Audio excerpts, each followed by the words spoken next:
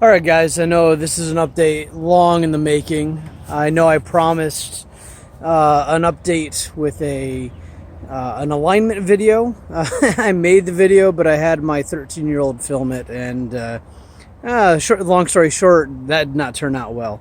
I have the footage if you guys want to see what an earthquake looks like, but in the comment section, if you guys actually want to see how to align a truck and you want me to do that for you, I'm happy to do it again. But I wanted to do an update video today on this truck. Some of you guys have been following along, and I had been working on the steering system. It had been mechanically completely rebuilt, but it was still displaying some odd behaviors.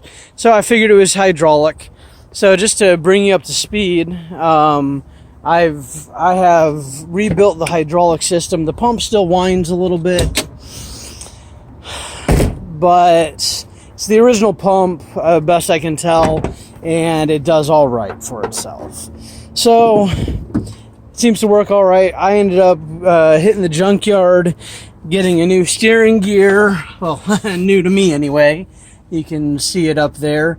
The odd behaviors that I was experiencing with the steering, those were cured. Just a quick reminder, I don't remember which direction it was, but it was, you'd turn the steering wheel one direction and it was heavily assisted, and you'd turn it the other direction and it was like it wasn't assisted back at all. There was no self-centering. I didn't know if that might be alignment or, I had no way of measuring caster. I went ahead and replaced the steering gear with a factory unit out of a junkyard. Problem solved. Had it aligned. I expect that would take care of all the issues. It did not. So the steering was fine, but what I was still experiencing was it was real sketchy around the corners. If you hit a sweeper, like a sweeping turn, you had to do a lot of correction in the middle of the corner. Still do. I still do right now. So that's part of what I'm going to address in this video. Doing some research. We're going to find out whether this works or not. I'll take you along for the ride. Let's see if you guys can see this decently. Yeah, right there. I've got it in frame. Right here, that's what's left of the factory bump stop. Now I'm used to bump stops just kind of being a limiting function. I was kind of doing some reading on these trucks, and it sounds like they're an active part of the everyday suspension, not just like an over travel limitation, but actually part of the dampening system. So when I read that, I was like, oh crap, well, I know my factory bump stops are in effect pretty much non-existent. I'll see if I can get it out without cutting it up, but down in here, thereabouts, there's a single nut holding it on. There's a stud in the factory bump stop. To give you an idea of what the factory one is supposed to look like, I'll take you over here into the garage. I'll see if I can get a side-by-side. Obviously, if I have to cut it out, no sense in making a side-by-side. But factory bump stop looks something like that, just so you guys know. There's a part number for you. I'm going to go ahead and get this truck taken apart. We'll see if we can get a side-by-side, and I'll let you guys know whether it's in this video or a follow-up video, whether that takes care of the sketchiness that I experienced in the corners. So that's today's project. Hopefully I'll get back to actually putting out some content working on this truck. I've got some plans for it.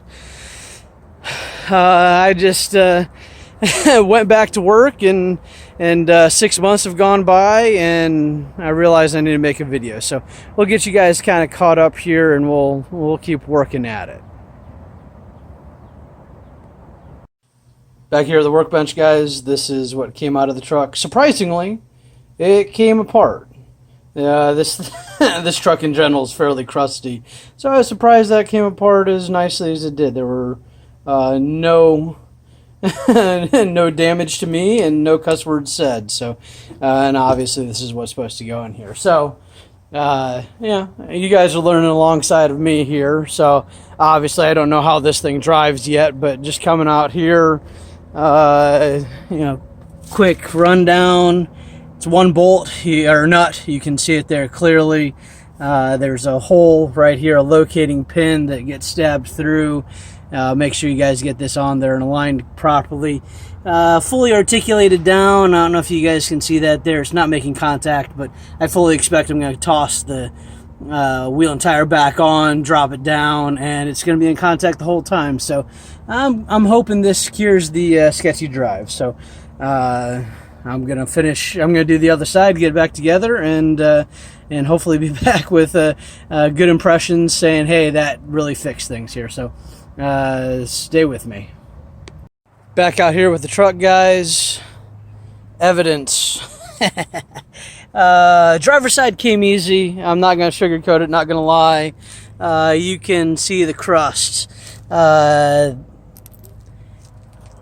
This side had to be cut off. So earlier in the video I said it was super easy, surprised it came apart. I had every reason to expect it to be a pain in the butt. This side lived up to that billing. So a couple things I'm going to point out, guys. One, this side's a lot crustier. You can see the holes in that bump stop support. I'm going to have to keep my eye on that. It's pretty crusty, and this center support section is rusted through at the bottom. So I'm going to have to keep an eye on that. There's material backing that, but I'll keep an eye on it. Again, this is for educational purposes, right, guys?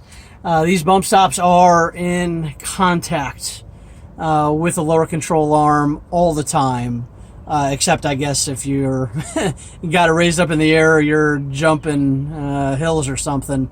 These bump stops are in play all the time. I didn't think that these bump stops would make that big of a deal, outside, other than what I had read. I'm going to tell you guys right now, they have made a world of difference in how this truck drives. Again, to kind of recap that, driving down the road was a two-handed experience. Even on a straight road, if you had high winds, boy, you better have both hands on the wheel.